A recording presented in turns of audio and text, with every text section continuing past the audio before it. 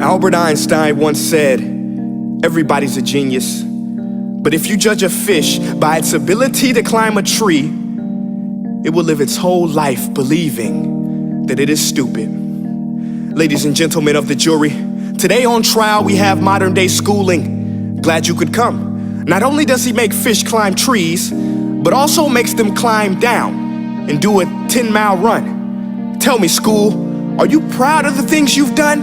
Turning millions of people into robots, do you find that fun? Do you realize how many kids relate to that fish swimming upstream in class, never finding their gifts, thinking they are stupid, believing they are useless? Well, the time has come, no more excuses. I call school to the stand and accuse him of killing creativity, individuality, and being intellectually abusive. He's an ancient institution that has outlived his usage. So, Your Honor, this concludes my opening statement, and if I may present the evidence of my case, I will prove it. Proceed. Exhibit A. Here's a modern day phone. Recognize it? Here's a phone from 150 years ago. Big difference, right? Stay with me. Here's a car from today, and here's a car from 150 years ago. Big difference, right? Well, get this. Here's a classroom of today, and here's a class we used 150 years ago. Now ain't that a shame? In literally more than a century, nothing has changed. Yet you claim to prepare students for the future? But with evidence like that, I must ask, do you prepare students for the future or the past? I did a background check on you and let the record show that you were made to train people to work in factories, which explains why you put students in straight rows, nice and neat, tell them sit still, raise your hand if you want to speak, give them a short break to eat, and for 8 hours a day, tell them what to think. Oh, and make them compete to get an A letter which determines product quality, hence grade A of meat. I get it. Back then, times were different. We all have a past. I myself am no Gandhi. But today, we don't need to make robot zombies. The world has progressed, and now we need people who think creatively, innovatively, critically, independently, with the ability to connect. See, every scientist will tell you that no two brains are the same, and every parent with 2 or more children will confirm that claim.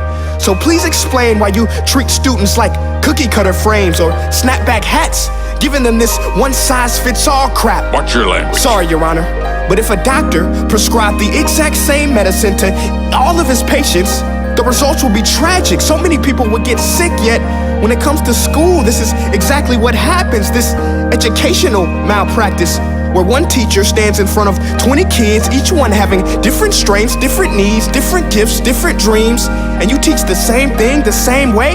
That's horrific. Ladies and gentlemen, the defendant should not be acquitted. This may be one of the worst criminal offenses ever to be committed. And let's mention the way you treat your employees. Objection. Overruled. I want to hear this. It's a shame. I mean, teachers have the most important job on the planet, yet they're underpaid?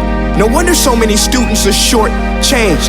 Let's be honest, teachers should earn just as much as doctors, because a doctor can do heart surgery and save the life of a kid, but a great teacher can reach the heart of that kid and allow him to truly live. See, teachers are heroes that often get blamed, but they're not the problem. They work in a system without many options or rights. Curriculums are created by policymakers, most of which have never taught a day in their life. Just obsessed with standardized tests. They think bubbling in a multiple choice question will determine success. That's outlandish. In fact, these tests are too cruel to be used and should be abandoned, but don't take my word for it. Take Frederick J. Kelly, the man who invented standardized testing, who said, and I quote, "These tests are too cruel to be used and should be abandoned." Ladies and gentlemen of the jury, if we continue down this road, the results will be lethal. I don't have much faith in school, but I do have faith in people. And if we can customize healthcare, cars, and Facebook pages, then it is our duty to do the same for education, to upgrade it, change it, do away with school spirit, because that's useless. Unless we're working to bring the spirit out of each and every student, that should be our task. No more Common Core. Instead, let's reach the core of every heart in every class. Sure, math is important, but no more than art or dance. Let's give every gift an equal chance. I know this sounds like a dream, but countries like Finland are doing impressive things. They have shorter school days, teachers make a decent wage, homework is non-existent, and they focus on collaboration instead of competition. But here's the kicker, boys and girls. Their educational system outperforms every other country in the world. Other places like Singapore are succeeding rapidly. Schools like Montessori, programs like Khan Academy. There is no single solution, but let's get moving. Because while students may be 20% of our population, they are 100% of our future. So let's attend to their dreams, and there's no telling what we can achieve. This is a world in which I believe, a world where fish are no longer forced to climb trees. I'll rest my case.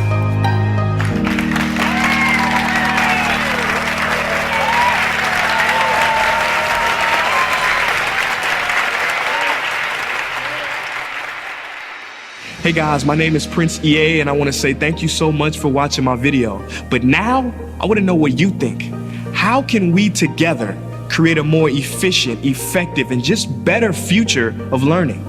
I want you to visit nestday.com/preorder the future and share your thoughts and ideas on the topic.